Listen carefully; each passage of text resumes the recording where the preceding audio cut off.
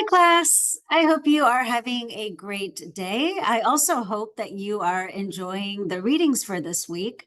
So, I'm with you today to talk about the poet Robert Frost and his poem, The Road Not Taken. So, I think that this is probably one of the most famous works of literature that we're reading this semester. So, I'm really excited to talk about it and also to read your thoughts on the discussion board. So I love this poem.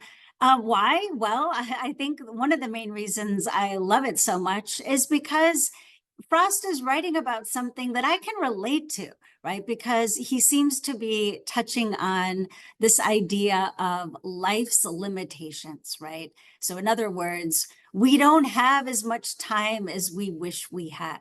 So, we don't have enough time to explore every path. Also, he makes us think a lot about choices, right? And their consequences, right? Every time we make a choice, we are, right, going down a chain of events, right? That is brought about because of that choice that we made. Okay, so let me share my screen so I can say a little bit about Robert Frost, and then we will get to the poem. Okay, so let me share my screen.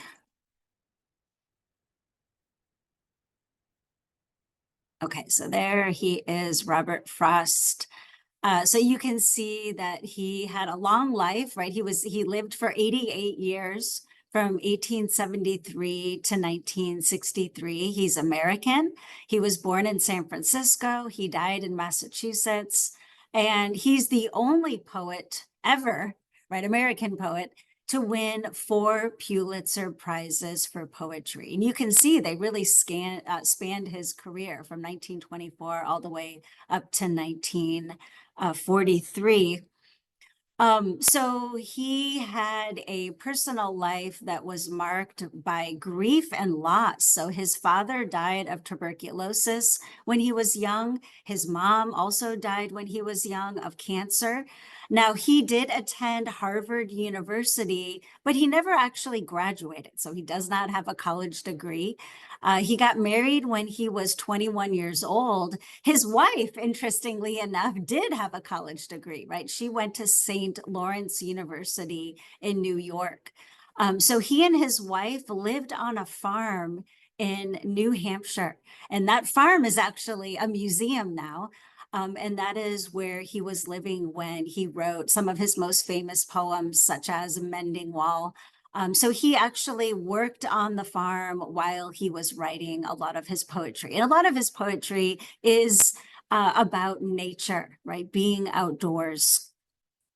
So him and his wife, they had 6 children, 2 sons and 4 daughters. And really, really sad, only 2 of his children outlived him, right? So his one of his sons, Elliot, died when he was 4 years old of cholera. And then he had another son named Carol, who very tragically committed suicide when he was only 38 years old. So his son Carol was an aspiring poet who felt very intimidated by his father's success, right? Imagine you're a poet and your dad is Robert Frost. So apparently, his son burned all of his poetry before he ended his life, which I'm sure that must have really hit Robert Frost very hard. And then of the 4 daughters, one died as an infant, another one died in childbirth. So, like I said, only 2 of his children outlived him. And also, his wife died pretty young, right? She died in 1938 of breast cancer. So there's a picture of him and his wife, and with some of his 4 of his children. So also very interesting is that Robert Frost was the first poet that was asked by a president to read a poem at the inauguration ceremony. And you can probably tell from the pictures, right, that the president was JFK, John Fitzgerald Kennedy. And kind of interesting, actually. So Robert Frost wrote a poem that was specifically for this occasion, right, to read at the inauguration ceremony. But apparently it was so bright, right? The sun was really bright. It was kind of reflecting off of the snow. And Robert Frost was 86 at the time. and he couldn't read the poem that he had written, right? He could, like, his eyes couldn't focus on the page. And imagine you're at a moment of panic standing at a podium right in front of all these people. And so what he did, right, he thought quickly, right? And he recited from memory one of his poems, right? The poem, The Gift Outright. So he saved the day, right? Go forward here too. There is the farmhouse that I mentioned earlier that I said it's currently a museum, right? There's a picture of him and his wife, right? Some letters that were published. And I also thought it was kind of interesting, the grave, right? That you can see it's a family site, right? So Robert Frost, his wife, and then the children, they're all buried there together.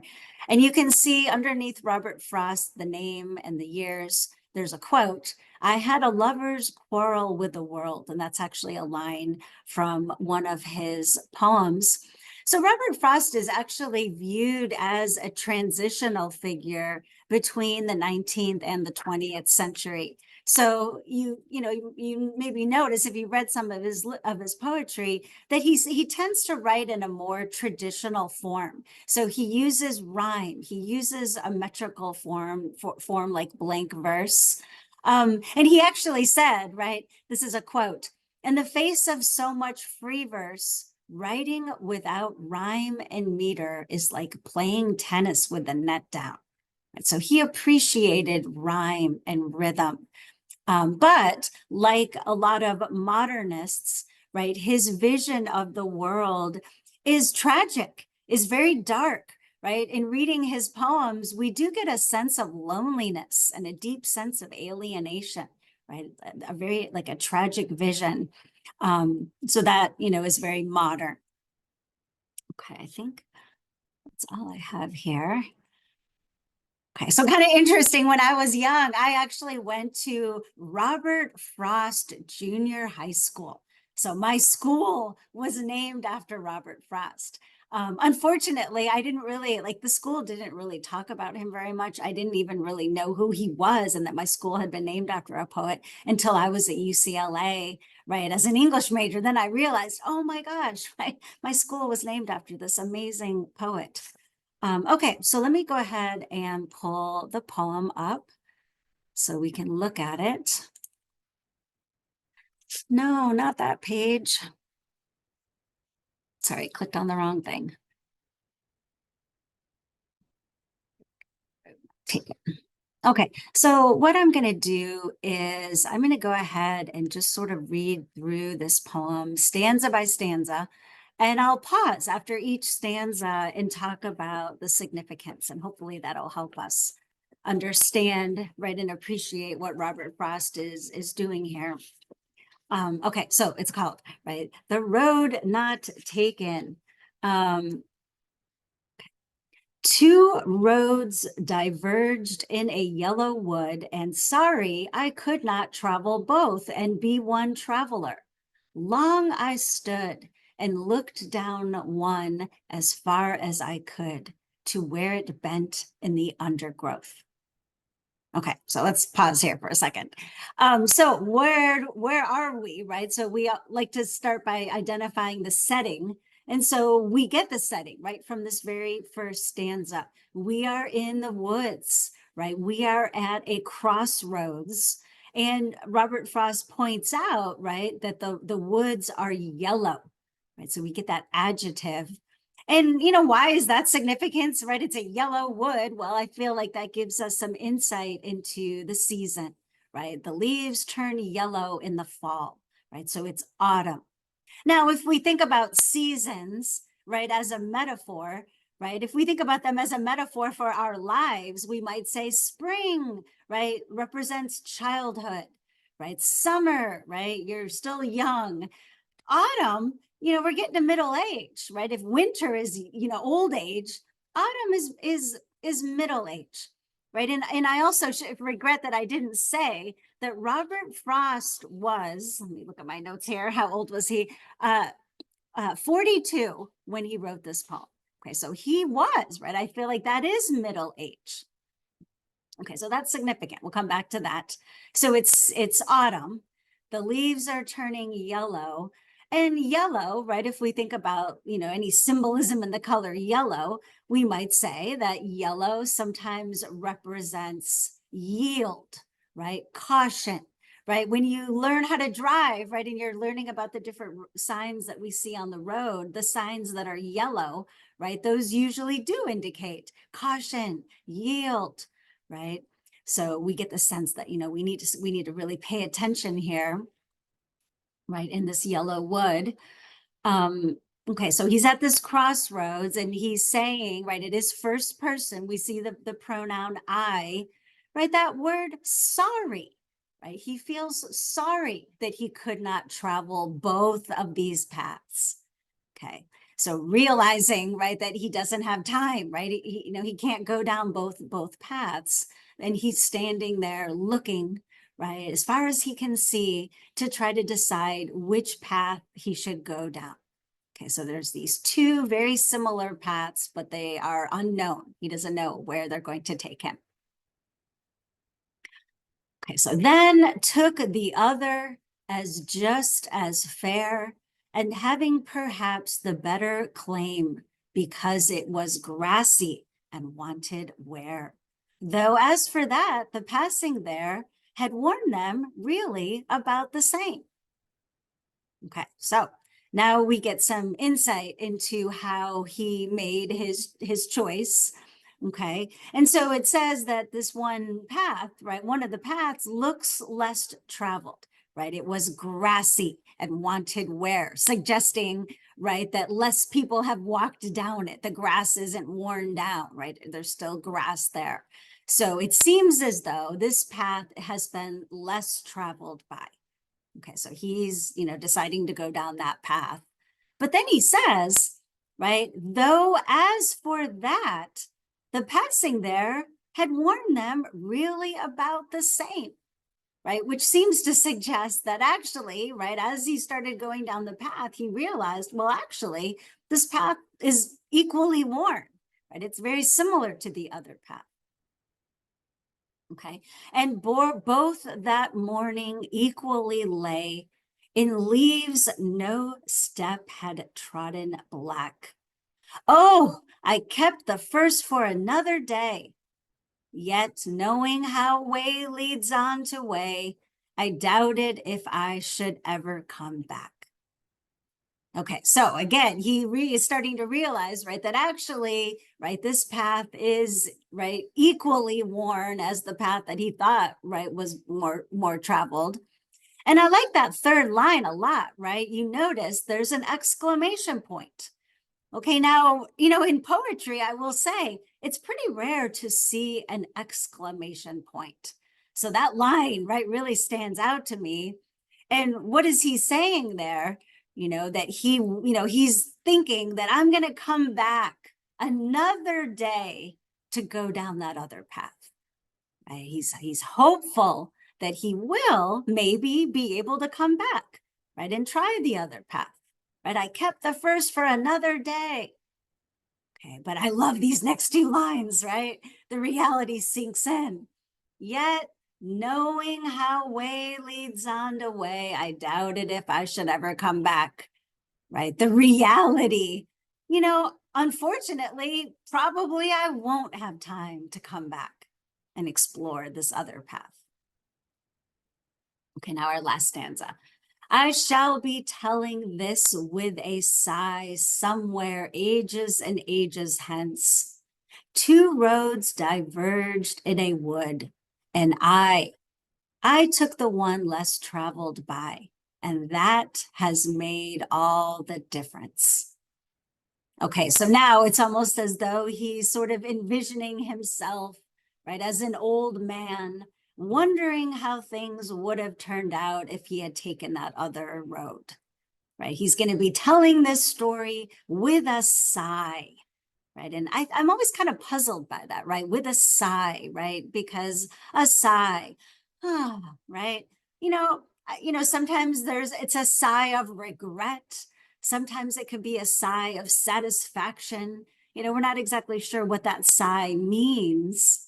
Okay, so it's kind of open, I think, to our interpretation. right? And then sort of those last three lines just sort of repeating the main idea. And I feel like those last three lines are often taken out of context, right? These last three lines are the lines that people often recite, right? I took the road less traveled by, and that has made all the difference, which those last two lines seem to suggest that the path he took was the road less traveled by, and that has made all the difference. Okay, now, but the poem didn't really support that idea, right? The poem seemed to suggest that both of these paths seem to be equally worn, equally traveled by. Okay, so maybe he's just sort of in his own mind thinking, right, that no matter which path he took, right, he took that path, and that made all the difference. Right. So in other words, right, the choice he made led him on, right, a chain of events and decisions. Okay. So, what is the point here? What does this poem suggest about life, right? I think, like I said, it seems to suggest that we do not have enough time in life to explore every path, right? Sometimes we have to make a decision. We have to decide which path we're going to go down. And we know that we are not going to be able to come back and explore the other path. Okay. So just to maybe like related to your lives, I know that all of you are students at Long Beach City College, right? And at some point, right, in your academic career, you're going to have to choose a major. Okay. And like maybe you're going to choose English, maybe you're going to choose math, right? But you're going to have to make a choice. And whatever choice you make, that's going to lead you down a path, right? A chain of events will ensue. And, some people are lucky enough to, have the money to stay in school and do a double major. Great. But most people can't. You have to choose one major. And once you start going down that path, say you decide English, yay, right? You're not going to probably have time to go back and like change your mind to something else. Okay. Now, my a story that I sometimes tell, this poem makes me think about, big choices I've made in my life. One example being when I was in my 20s, right? I was at UCLA and I had sort of like romantic feelings for these two different people. But I was interested in these two different men, and they both actually liked me too. And so I was kind of like, oh, right. One of these men was a musician, right? A guitar player, a really great songwriter. And the other guy was an accountant, right? He worked at a very prestigious accounting firm in Santa Monica, and he had a lot of money, right? He drove a really nice car and he just like had money. Okay. So I was kind of like, oh, I like both of these guys a lot, but I can't date both of them, right? I have to make a decision. Okay. And so, I chose the musician, right? I was like, he captured my imagination with his songs and his band, right? So I chose that path. Once I made that choice and I was dating him, and then we ended up getting married and having children together, I couldn't go back. I couldn't be like, wait, stop. I want to redo this. I changed my mind. I want to choose the other path. I want to choose the accountant, right? I couldn't do that, right? So going back to Frost's line, yet knowing how way leads on to way, I doubted if I should ever come back, right? Because that's how life is. And that's what I was referring to, right? The limitations of life. Now, I feel like it's very interesting that Robert Frost chose to title this poem, The Road Not Taken. Okay, so he doesn't call it the road taken, right? The path I chose, right? He's naming it after the road not taken, right? So it's kind of like he's emphasizing that, right? Why? Well, I feel like maybe to call attention to this unknown, right? He's always maybe thinking in the back of his mind about what that other road might have represented, what he might have found down that other road. So it's kind of like, right, no matter which road you take, you're always going to sigh and wish that maybe you had taken the other road. Right? You're always going to wonder, right, what would my life have been like had I chose this other path? And I feel like that's what makes this poem so wonderful, right? Because this is something that everybody can relate to. Everybody's had to make a choice and then gone down a path. Okay. So I think this poem is wonderful, right? And there's so much more we could talk about here, right? I hope that you notice when you're reading the poem that it does have a rhythm, right? There is a regular rhyme sequence, right? So he has an A, B rhyme pattern, right? We haven't seen anything like that so far this semester, right? There's a lot of beautiful metaphors and similes in this poem. Okay, so I'm hoping that we can discuss that more on the discussion board. Okay, so I'm going to go ahead and end this video. I hope you enjoy the poem. And again, I can't wait to read your thoughts about it. Okay, well, have a great rest of your day. Bye-bye.